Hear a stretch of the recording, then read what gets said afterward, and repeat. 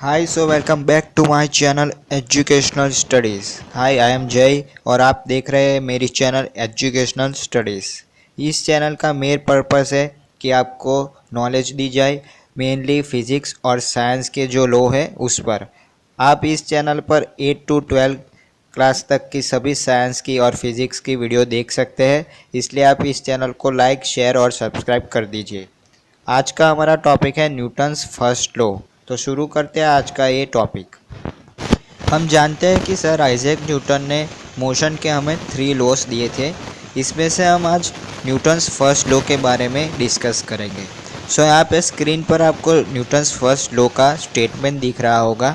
Statement क्या कहता है? If a body is at rest और moving at a constant speed in a straight line, it will remain at rest or keep moving in a straight line at a constant speed unless it is acted upon by force. Also, this postulate is known as the law of inertia.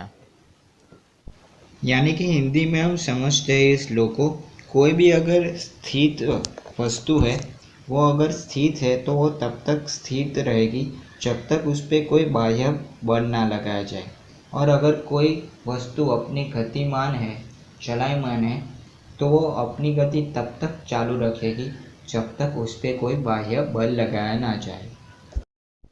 अब हम इसे एक उदाहरण से समझते हैं।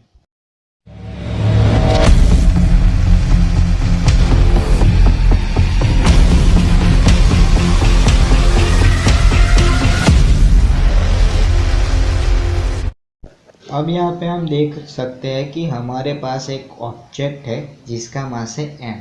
अब यहाँ पे न्यूटन के लॉ के मुताबिक ये ऑब्जेक्ट हमारा स्थित है, स्थिर है, रेस्ट है, यानी कि ये तब तक रेस्ट में रहेगा जब तक हम इसे कोई भी एक्सटर्नल बाह्य फोर्स ना लगाए।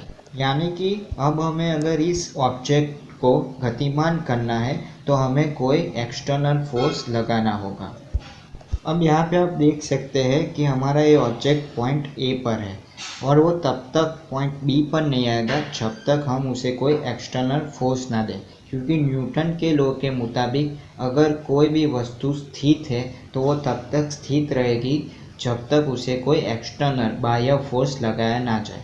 अगर मुझे इस ऑब्जेक्ट को पॉइंट ए से पॉइंट बी पर ले जाना है तो हमें इसे एक्सटर्नल फोर्स देना होगा, यानी कि वो फोर्स जो कि कोई स्थित जो रेस्ट ऑब्जेक्ट है उसे अगर मूविंग गतिमान कर सकता है तो उस फोर्स को हम कहेंगे एक्सटर्नल फोर्स, यानी कि एफ एक्सटर्नल।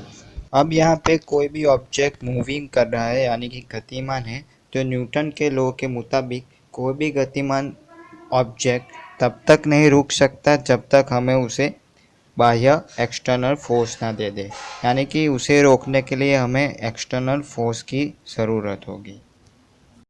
अब यहाँ पे हम जान लेते हैं न्यूटन के फर्स्ट लॉ से हमें क्या इन्फॉर्मेशन मिलती है। यहाँ पे हमारी इम्पोर्टेंट नोट्स है। For any object if it is at rest it will stay at rest, and if it is in motion it will remain at the same velocity.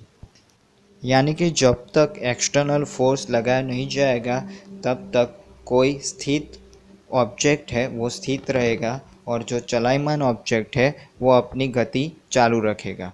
अब बात करते हैं inertial frame of reference and non inertial frame of reference. जो inertial frame होती है उसमें Newton का जो फर्स्ट लॉ होता है उसका पालन होता है, यानी कि जो फोर्स है वो ज़ीरो होगा, एक्सेलरेशन भी ज़ीरो होगा। यानी कि जो स्थित वस्तु है, ऑब्जेक्ट है, उस पर फोर्स नहीं लगाया जाएगा तब तक वो गतिमान नहीं होगी। और नॉन इनर्शियल फ्रेम में फोर्स ज़ीरो होगा तब भी वो वस्तु होती है, ऑब्जेक्ट होती है, वो मोशन में होगी, यानी कि उसका जो एक्सेलरेशन होता है वो नॉन ज़ीरो होगा। उसे हम कहेंगे non inertial frame of reference. यानी कि non inertial frame of reference में न्यूटन का जो फर्स्ट लॉ होता है उसका पालन नहीं होता। उम्मीद है आज का वीडियो आपको पसंद आया होगा और बने रहिए ऐसे नए नए फिजिक्स और साइंस के वीडियो देखने के लिए मेरी चैनल एजुकेशनल स्टडीज़ में। Thank you for watching this video.